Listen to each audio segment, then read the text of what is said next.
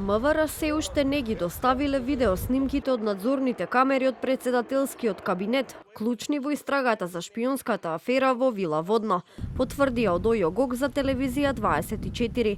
Повторуваат дека истрагата ја отвориле кон крајот на минатата година поради анонимна кривична пријава подпишана од група вработени во МВР, во која се тврди дека постојат сомнежи за копирање, користење и праќање на податоци од председателскиот кабинет кај странски служби. Нема ништо ново во предистрагата за шпионската афера.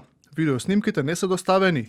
Телевизија 24 испрати прашање и до МВР за тоа кога ќе ги достават доказите до обвинителството за гонење на организиран криминал, но оттаму не добивме одговор.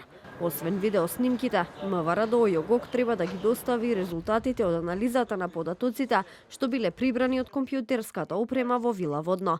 Министерот за внатрешни работи Панче Тошковски во телевизиско гостување пред неколку дена не даде конкретен одговор кога видеоснимките ќе бидат доставени до ОЈО, но рече дека е изненаден од начинот на кој се споделуваат информациите со јавноста. Според него, деталите од предистрагата не треба да се споделуваат со јавноста. Председателката на државата Гордана Силјановска-Давкова во телевизиско гостување рече дека безбедноста е на највисоко ниво и дека нема логичен основ за шпионажа.